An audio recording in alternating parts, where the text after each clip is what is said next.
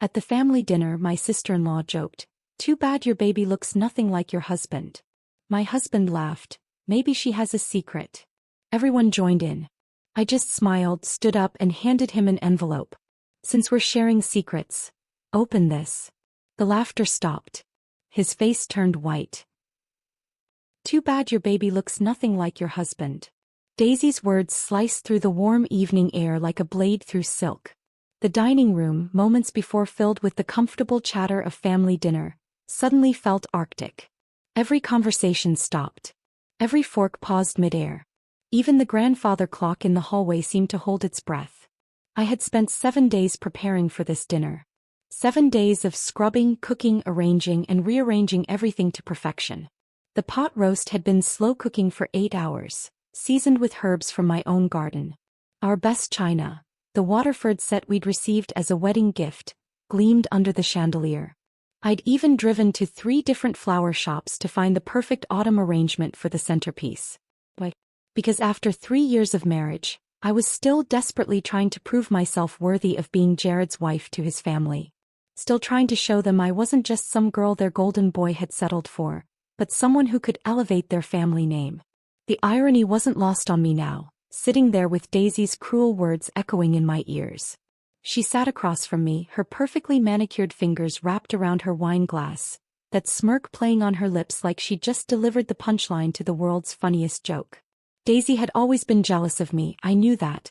Jared's younger sister had been the family princess until I came along, and she'd never quite forgiven me for stealing even a fraction of the spotlight. But this was different.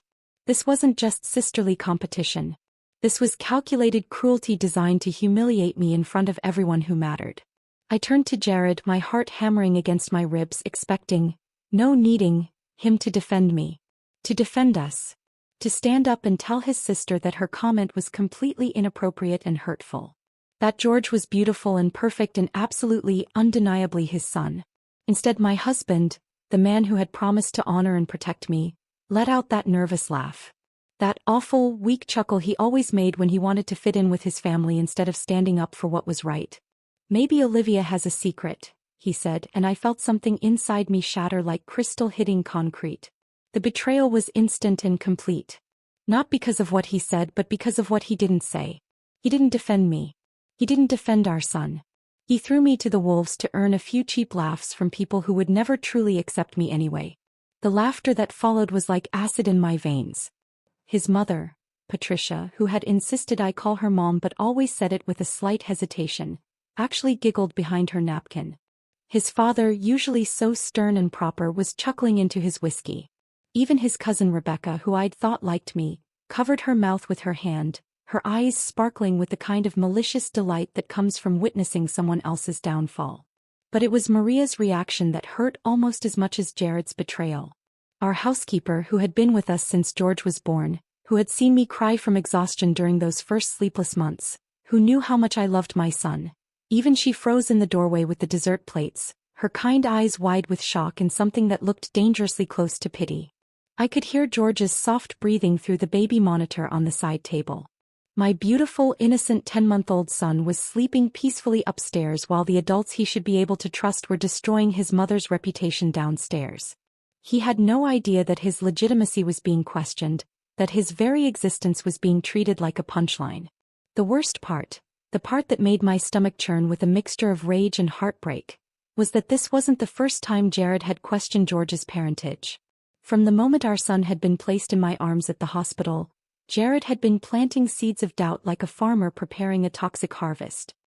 "His nose looks too sharp for our family," he'd whispered one evening when he thought I was asleep, studying our newborn son's face like he was searching for evidence of my infidelity. "Are you sure about the timing?" he'd asked me just last month, pretending it was casual conversation while we watched George play with his blocks.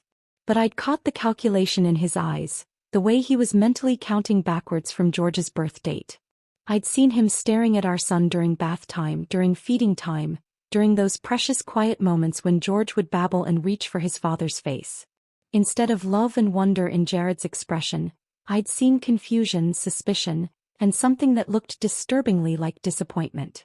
Each incident had been small enough to dismiss, private enough to pretend it hadn't happened.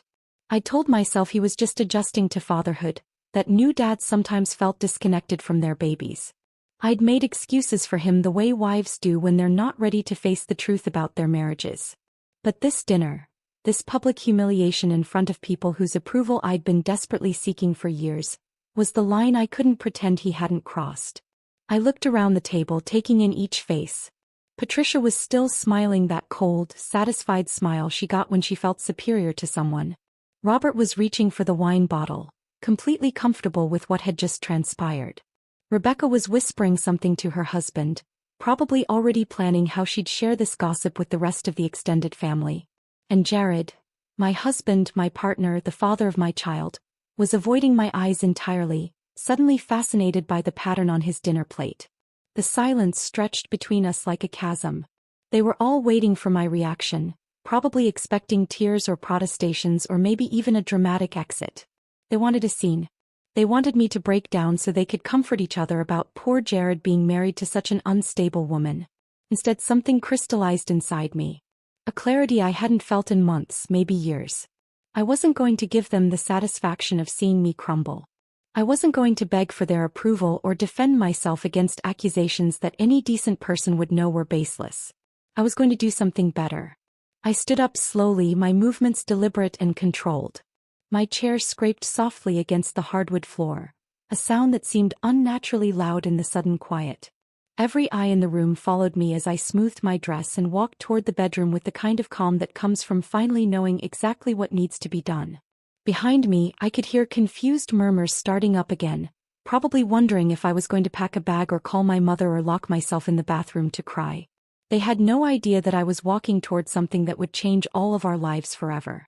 In my jewelry box, underneath the pearls Jared had given me for our anniversary, lay a plain white envelope. I'd been carrying this secret for months, waiting for the right moment to reveal it. Tonight, surrounded by people who thought they knew better than I did about my own life and my own child, was exactly the right moment. When I returned to that dining room, envelope in hand, I would show them all exactly what happens when you underestimate a woman who has finally had enough. My fingers traced the edge of the envelope as I pulled it from beneath my pearl necklace.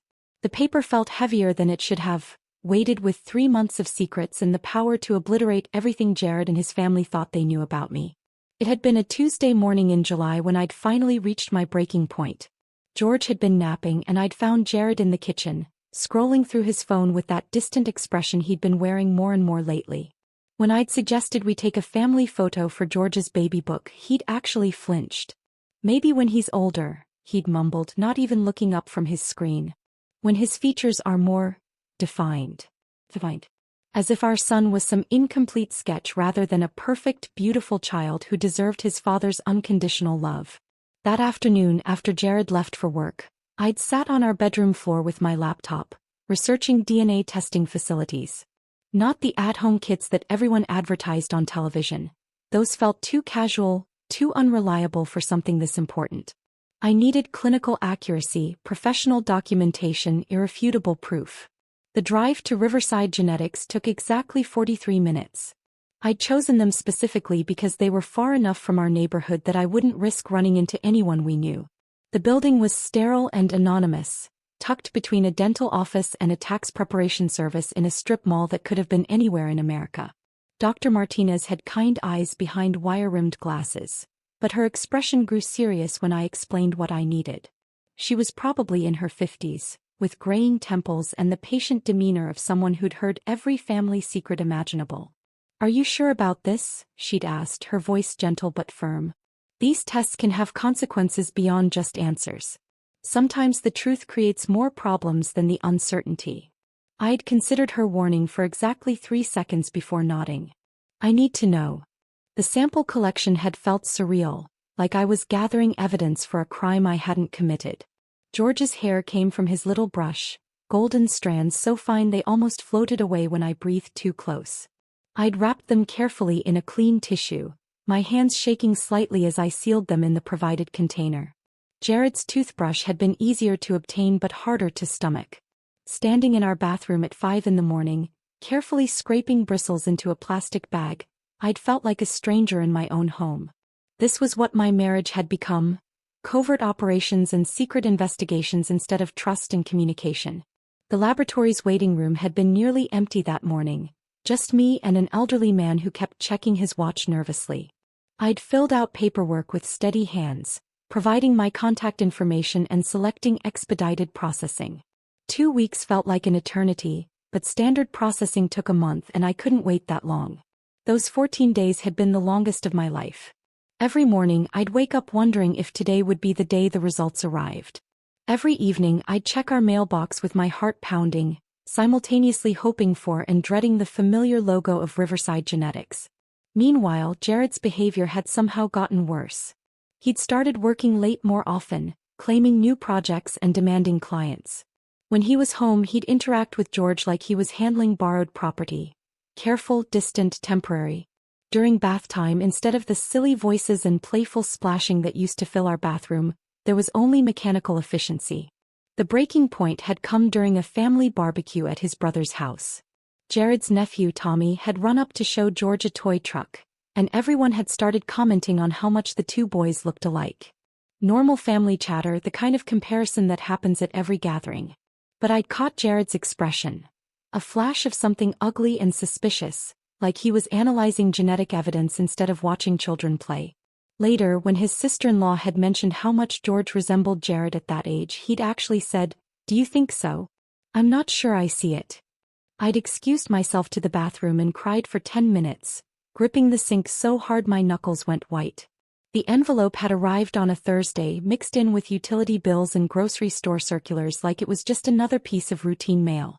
My hands had trembled as I'd torn it open, scanning past the technical jargon to find the conclusion that would determine the rest of my life. Probability of paternity, 99.99%. The relief had been so overwhelming I'd actually sat down hard on our kitchen floor, the papers scattered around me like fallen leaves. All those months of whispered doubts, all those questioning looks, all those moments when I'd wondered if I was going insane, vindicated by cold, scientific fact. But the relief had quickly transformed into something else. Fury. White-hot, consuming rage at my husband for putting me through this hell. For making me doubt myself. For treating our son like a question mark instead of a blessing. I'd stared at those results for 3 hours, crying tears that shifted from relief to anger to something resembling grief. Because even though I now held proof of what I'd always known, something fundamental had broken between Jared and me.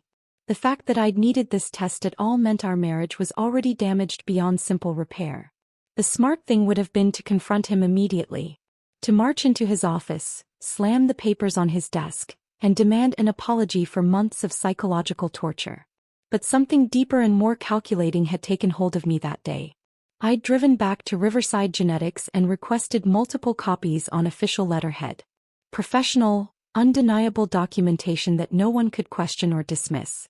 I'd had them printed on heavy paper stock, the kind used for important legal documents, and requested sealed envelopes with the laboratory's official stamp. One copy went into our safe deposit box. Another into a folder with our important financial documents.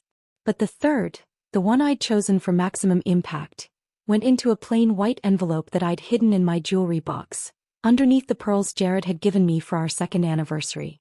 For weeks, I'd carried this secret like a weapon I wasn't ready to use. Every time Jared made another cutting comment about George's appearance, I'd touch that envelope through my jewelry box and feel a surge of power. Every time his family exchanged those knowing looks at dinner parties, I'd remind myself that I held the truth while they wallowed in their ugly assumptions. The hardest part had been watching Jared with George, seeing doubt where there should have been unconditional love. Our son would reach for his father's face with those chubby little hands, babbling happily, completely unaware that the man holding him was questioning his very legitimacy. But I'd waited, patient as a hunter, for exactly the right moment to reveal what I knew. Tonight, with Daisy's cruel words still echoing in our dining room and Jared's betrayal fresh and raw, that moment had finally arrived. Now, standing in our bedroom with that envelope in my hands, I could feel the weight of 3 months' worth of silence about to shatter into 1,000 pieces. The walk back to the dining room felt like a procession to an execution, except I wasn't the one about to die. My footsteps were deliberately measured, each one echoing against the hardwood with a finality that seemed to announce that everything was about to change forever. They were still sitting exactly where I'd left them, frozen in an uncomfortable tableau of guilt and curiosity. Patricia had her wine glass halfway to her lips, suspended in mid-sip. Robert was cutting his roast with mechanical precision, clearly hoping to avoid eye contact. Rebecca whispered something urgent to her husband, who just shook his head and focused intently on his dinner plate. But Jared was fidgeting with his napkin, folding and refolding it into increasingly smaller squares. The nervous energy radiating from him was almost palpable, like he could sense something dangerous approaching but couldn't quite identify the threat. When I appeared in the doorway, envelope in hand, the entire room seemed to inhale collectively and hold its breath. "Since we're sharing secrets tonight," I said, my voice carrying across the room with crystalline clarity, "open this."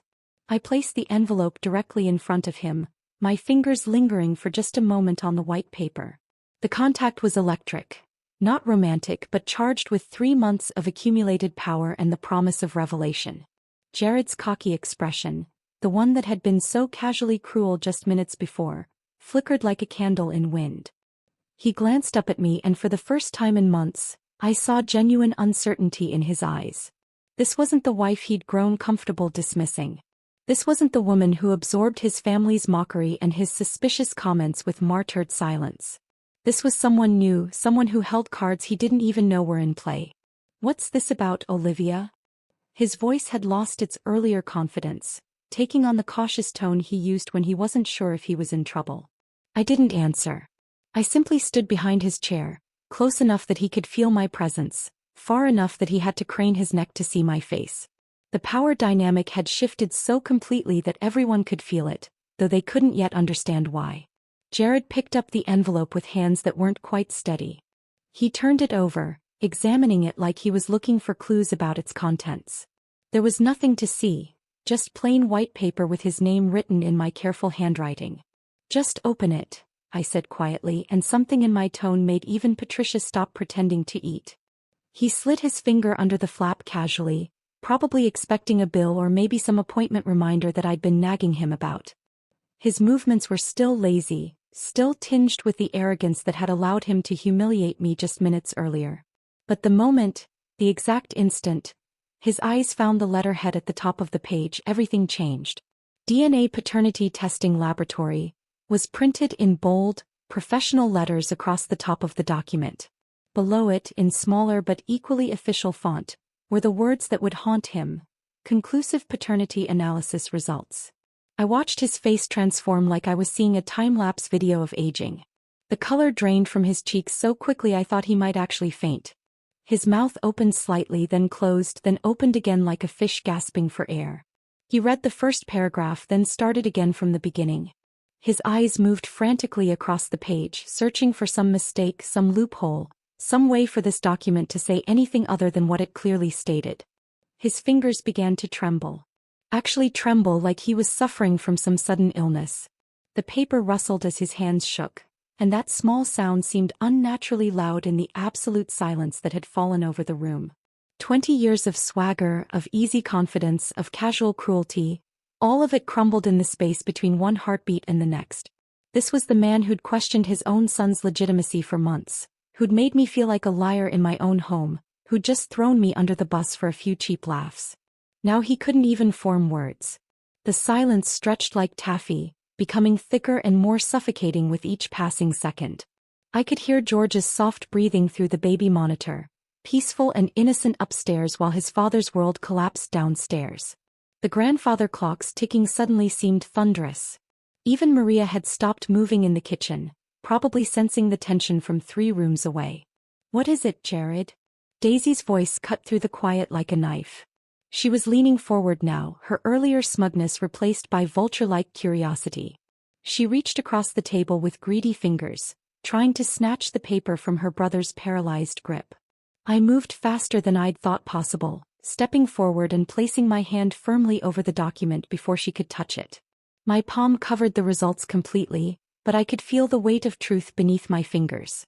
"Let your son explain what he's been accusing me of for months," I said, my voice carrying a deadly calm that made Patricia actually gasp. The words hung in the air like a curse. Everyone understood now that this wasn't just about whatever was on that paper. This was about months of hidden accusations, private suspicions, and the systematic destruction of trust in our marriage. Jared tried to speak, but only managed a strangled sound that might have been the beginning of my name. His Adam's apple bobbed as he swallowed hard, then tried again. Olivia, this isn't. He stopped, apparently realizing that every possible explanation would only make things worse. I waited. Let him struggle. Let them all watch him try to find words that didn't exist for what he'd done. Rebecca cleared her throat nervously. Maybe we should. No. I didn't raise my voice, but the single word carried enough authority to silence her immediately. We shouldn't do anything. Jared should explain to everyone why he felt the need to have his son's paternity tested in secret. Except he didn't do it in secret, did he? He just made accusations. He just planted doubts. He just made me feel like a criminal in my own home. Robert set down his fork with deliberate care, the sound of metal against china sharp and final. Jared, what is she talking about? But Jared couldn't answer. The man who had been so quick with cruel jokes and suspicious comments was now mute, staring at the proof of his own shameful behavior while his family watched him crumble. I removed my hand from the paper, letting them all see the official letterhead, letting the weight of professional documentation speak for itself. Then I walked to George's high chair, where my beautiful son was playing with his food, completely oblivious to the adult drama unfolding around him. I lifted him gently, kissing his forehead as he babbled happily and reached for my earrings with those perfect little fingers. He smelled like baby shampoo and innocence, like everything pure and good in a world that adults had made ugly with their suspicions and cruelty. When I turned back to face the table, George content in my arms, my silence was more devastating than any accusation I could have made. Because sometimes the truth doesn't need words. It just needs space to breathe. The silence shattered like glass when Jared finally found his voice, though what emerged was hardly recognizable as the confident man who'd been cracking jokes minutes earlier. Olivia, honey, it was just. He stumbled over words like a drunk trying to navigate stairs, his face cycling through expressions of panic, shame, and desperate calculation. You have to understand, it was just family banter. We were all just joking around. I bounced George gently in my arms, feeling his warm weight against my chest like armor. My son gurgled happily, reaching for the chandelier's light with chubby fingers, blissfully unaware that his legitimacy had just been proven beyond any shadow of doubt. Jokes, I repeated, tasting the word like something bitter. Is that what we're calling months of questioning your son's paternity? Jokes. The temperature in the room seemed to drop another 10 degrees. Patricia's wine glass trembled in her grip, and I watched Robert's jaw work silently as the full implications of what I'd just revealed began to sink in. Jared's hands were still shaking as he set the DNA results on the table, but he couldn't seem to stop looking at them, as if staring might somehow change what they said. You don't understand the pressure I've been under. People talk, they comment on how different he looks, and I just... What people? I cut him off, my voice sharp enough to slice steel. Your sister? Your family? The same people who just spent the evening making me feel like an outsider in my own life. Daisy, who had been uncharacteristically quiet since her failed grab for the papers, suddenly found her voice again. We were just messing around, Olivia. God, you're being so dramatic about this whole thing. But her bravado was paper-thin now, and everyone could hear it. The woman who'd delivered that cruel opening line with such poisonous confidence now sounded like she was trying to convince herself as much as everyone else. Messing around, I said, and my laugh was completely devoid of humor. You made a joke about my child's legitimacy in front of his father's entire family, and when my husband, who should have defended us, decided to pile on instead, you all laughed. That's your idea of messing around. George chose that moment to let out a delighted squeal, clapping his hands together as if applauding the performance. The sound was so innocent, so purely joyful, that it made the adult's behavior seem even more grotesque by comparison. My calmness was clearly unnerving them more than any screaming fit would have. I could see it in their faces, the way they kept glancing at each other, waiting for me to break down, to give them the emotional explosion that would let them dismiss me as unstable or overreacting. Instead, I just stood there holding my son, letting the truth do all the heavy lifting. It was Robert who broke first. Jared's father, a man who'd built a successful construction business through sheer stubborn pride and who I'd never once heard admit he was wrong about anything, looked directly at me with something that might have been respect. I owe you an apology, Olivia. His voice was gruff but sincere. What happened here tonight was completely inappropriate. You deserved better from all of us, especially from my son. The words hit the room like a thunderclap. Patricia's hand flew to her throat and I saw tears actually forming in her eyes. Genuine tears, not the crocodile variety she'd deployed at various family gatherings when she wanted sympathy. "Oh, sweetheart," she whispered, reaching across the table toward me with trembling fingers. "I'm so sorry. We never should have. Jared never told us he was having these doubts, and we certainly never should have participated in that awful joke." Even Rebecca, who'd been whispering and giggling behind her hand just minutes earlier, looked mortified. She kept glancing between her dinner plate and my face, clearly wishing she could disappear entirely. "I think I should probably call an Uber," she mumbled to her husband, who nodded eagerly. But it was Daisy's reaction that surprised me most. The woman who'd started this whole mess, who'd delivered that opening blow with such calculated cruelty, was now staring at me with something that looked almost like fear.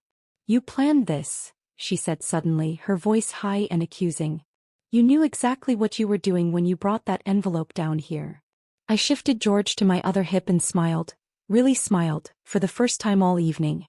"You're absolutely right. I did plan this. Just like you planned that little comment about George not looking like his father. The difference is my plan was based on truth." Daisy's face flushed red, then pale, then red again. She pushed back from the table so violently that her chair scraped against the floor with a sound like fingernails on a chalkboard. "This is ridiculous. I'm not sitting here and listening to this anymore."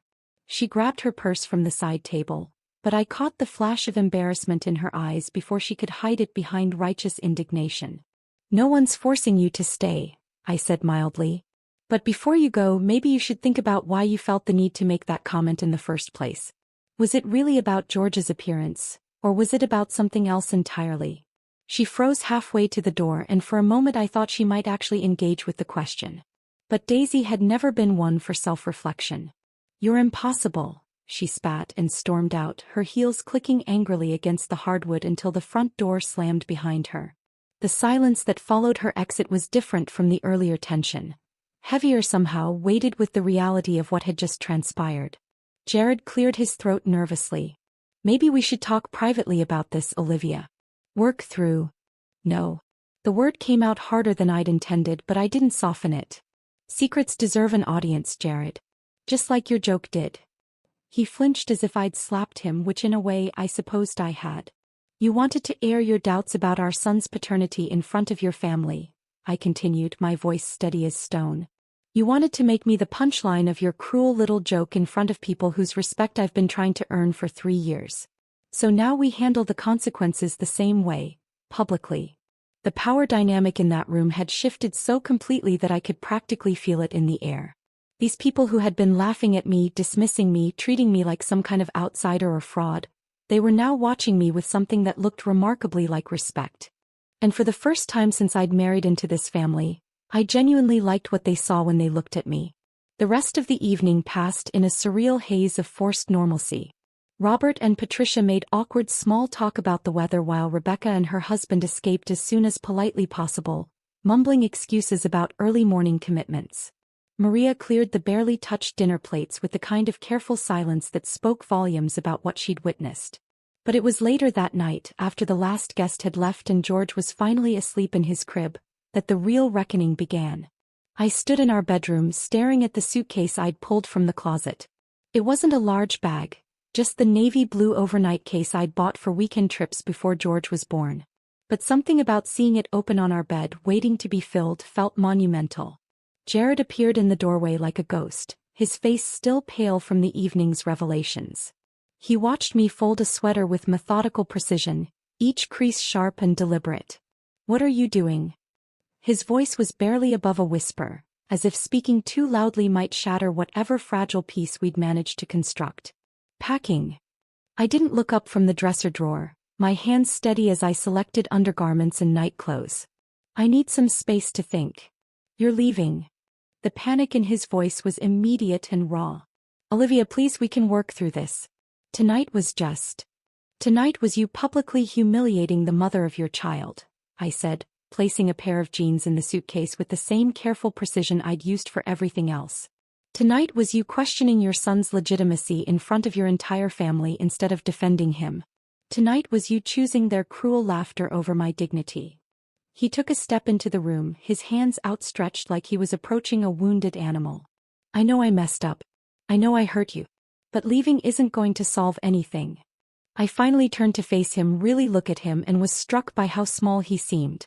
This man who had seemed so confident, so sure of himself just hours earlier, now looked like a child caught in a lie he couldn't talk his way out of.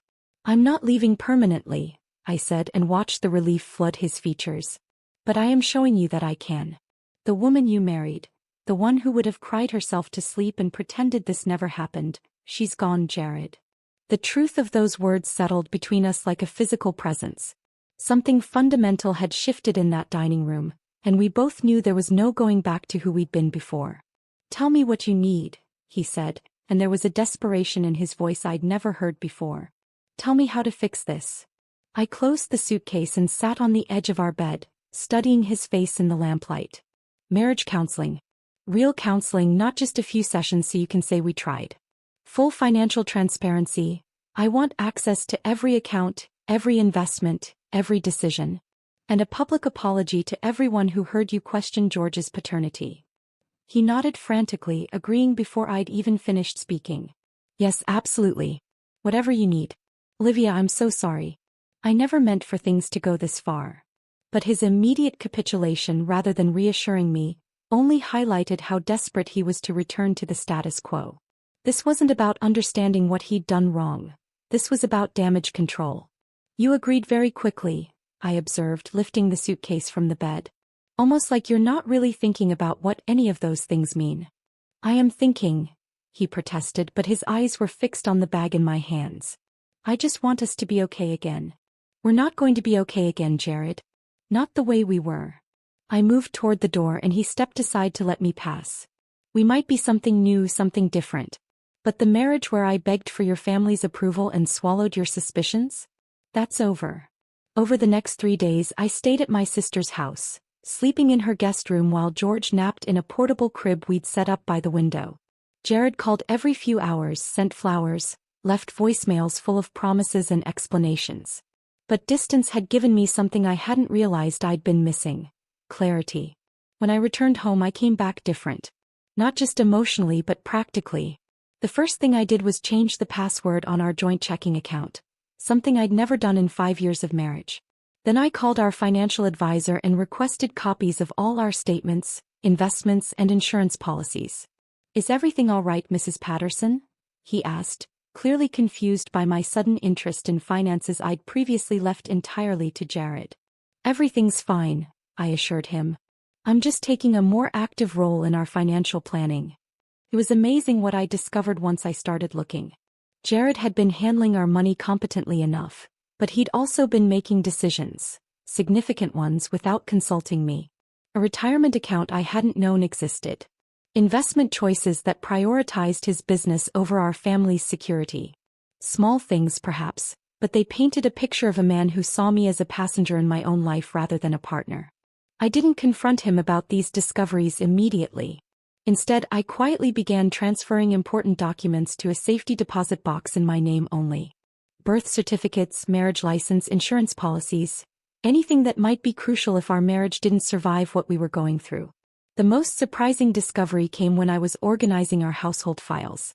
Buried in a folder marked miscellaneous were 3 estimates for paternity testing services, all dated from 2 months after George was born. Jared had been researching DNA tests almost from the beginning, but had never followed through. Until I did it for him. I sat in our home office staring at those crumpled estimates, and felt the last piece of my old self crack and fall away. The woman who had trusted blindly, who had assumed her husband's love meant he believed in her completely, was truly gone. In her place was someone harder, more calculating, but also more honest. If Jared could question something as fundamental as his son's paternity, then I needed to question everything else too. Our finances, our future, our compatibility, nothing could be taken on faith anymore. That evening, when Jared found me reorganizing our important papers, he tried to make light of it. Spring cleaning a little early this year? I looked up at him, really looked, and saw not my protector or my partner but someone I needed to protect myself from. The realization was both devastating and liberating. Something like that, I said, filing away the bank statements I'd been reviewing. Just making sure I understand our situation completely. For the first time in our marriage, I was preparing for a future that might not include him. And surprisingly, that possibility didn't terrify me the way it once would have. It felt like freedom. 2 months later, George's first birthday party arrived like a test I hadn't studied for. The house was decorated with cheerful balloon arrangements and a banner that read, "Happy First Birthday, George," in bright primary colors, but underneath the festive atmosphere, tension simmered like water just before it boils. I'd spent weeks planning every detail, not out of perfectionist tendencies this time, but because I needed this day to be about George, not about the family drama that had preceded it. The guest list included our neighbors, my college friends, Jared's co-workers, and extended family members who hadn't been present for that infamous dinner. But they all knew. Word travels fast in families, especially when it involves DNA tests and public humiliation. Patricia arrived early, carrying an enormous wrapped present and wearing the kind of determined smile that suggested she'd practiced it in the mirror. "Olivia, darling, the decorations look wonderful," she said, kissing my cheek with theatrical warmth. Robert followed behind her, shaking Jared's hand with the careful formality of men trying to pretend nothing had changed between them. But I caught the way his eyes lingered on George, as if he was seeing his grandson clearly for the first time. My sister Jenny helped me arrange the food table, whispering updates about who had arrived and who was still expected. "Is she coming?" she asked, not needing to specify who she meant. I shook my head. Daisy sent her regrets. That was putting it diplomatically. What Daisy had actually sent was a brief text 3 days earlier. "Won't be able to make George's party. Hope he has a nice day." No explanation, no attempt at reconciliation, just cold dismissal wrapped in polite language. Honestly, her absence was a relief. The party was complicated enough without having to navigate around the woman who'd started this entire mess. As guests filtered into our backyard, I watched Jared work the crowd with the kind of nervous energy that suggested he'd been building up to something all day. He kept glancing at me, then at his watch, then back at me like he was waiting for some predetermined signal. The moment came after we'd sung, "Happy Birthday," and George had gleefully destroyed his smash cake, getting more frosting on his face than in his mouth. The crowd was laughing and taking pictures when Jared suddenly stood up, clearing his throat with the kind of theatrical gesture that demanded attention. "I'd like to say something," he announced, and conversations gradually died away until all eyes were focused on him. My stomach clenched. We'd discussed this moment during one of our counseling sessions, but experiencing it in real time felt surreal and deeply uncomfortable. "First, thank you all for being here to celebrate our son's first birthday," Jared began, his voice carrying across the yard with surprising steadiness. "George is obviously the star of today's show, and seeing him surrounded by so much love means everything to us." He paused, and I could see his Adam's apple bob as he swallowed hard. This was the moment we'd been building toward, the public accountability I demanded as part of our marriage's reconstruction. "But I also need to address something that some of you may have heard about," he continued, and I felt the entire party's energy shift. People stopped chewing, stopped sipping their drinks, stopped pretending they weren't hanging on every word.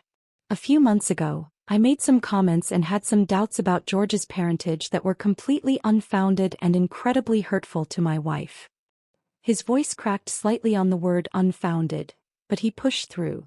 "I questioned something that should never have been questioned, and I did it in a way that was disrespectful and cruel." I could see faces in the crowd processing this information. Some with shock, others with the kind of knowing expressions that suggested the gossip mill had already reached them. "Olivia had a paternity test done to prove what she should never have had to prove. That George is my son, 99.99% certain, beyond any shadow of doubt." He looked directly at me then, and I saw genuine remorse in his eyes, not just performance anxiety. "I'm sorry, Olivia. I'm sorry for doubting you, for hurting you, and for making you feel like you had to defend yourself against accusations that should never have been made." The silence that followed was profound and uncomfortable. Our neighbor Mrs. Chin looked genuinely shocked. My friend Sarah was staring at Jared like he'd grown a second head. Even George seemed to sense the gravity of the moment, sitting quietly in his high chair with frosting-covered fingers. It should have felt like vindication. Like justice. Like the victory I'd been unconsciously seeking since that horrible dinner 2 months ago. Instead, it felt profoundly sad. Sad that we'd reached this point. Sad that my son's first birthday party had become the venue for his father's public penance. Sad that proof of love now required laboratory documentation and formal apologies delivered to audiences of neighbors and relatives. The applause that followed Jared's speech was polite but subdued, the kind of acknowledgement you give someone who's confessed to something embarrassing rather than someone who's done something admirable. As conversations gradually resumed and the party returned to something resembling normalcy, I found myself standing alone by the dessert table, watching George laugh as my father helped him chase soap bubbles across the grass. "That must have been difficult for you both," said a voice behind me. I turned to find Dr. Martinez, our marriage counselor, whom I'd impulsively invited the week before. "More difficult than I expected," I admitted. "I thought it would feel like closure, but mostly it just feels necessary but insufficient," she suggested gently. That was exactly right. The apology was something that needed to happen, but it couldn't undo months of damage or restore trust that had been systematically eroded. It was a first step, not a final solution. Over the following weeks, the absence of Daisy from our family gatherings became increasingly noticeable, and increasingly welcome. Without her particular brand of toxic commentary, dinners at Robert and Patricia's house were actually pleasant. Conversations focused on normal family topics instead of thinly veiled criticisms and competitive jibes. I'd received one text from her about a month after the party, during what would have been our regular family Sunday dinner. "Hope everyone's doing well.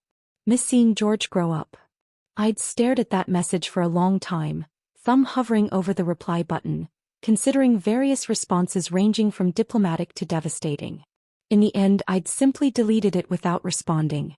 Some bridges once burned should be allowed to turn to ash. The truth was, her absence had revealed how much of my family's stress had been centered around managing her jealousy and cruelty.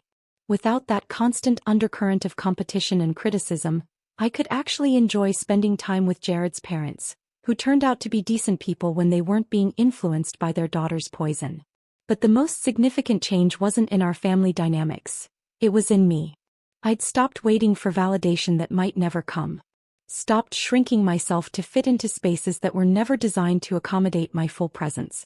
Stopped seeking approval from people whose opinions had proven to be both unreliable and ultimately irrelevant to my happiness. The woman who had desperately wanted Patricia to call her daughter with genuine warmth was gone, replaced by someone who knew that respect mattered more than affection, and that boundaries were more valuable than belonging. George would grow up seeing his mother as someone who fought for herself and for him when it mattered most. He would learn that love without respect was incomplete, and that sometimes the most loving thing you can do is refuse to accept treatment that diminishes your worth. That envelope hadn't just contained DNA results, it had contained my transformation from a woman who begged for acceptance to one who demanded it be earned. If this story of ultimate vindication had you absolutely hooked, hit that like button right now. My favorite part was when Olivia calmly handed Jared that envelope at the dinner table, knowing it would destroy his entire world. What was your favorite moment? Drop it in the comments below. Don't miss more jaw-dropping stories of women who refuse to back down. Subscribe and hit that notification bell so you never miss an upload.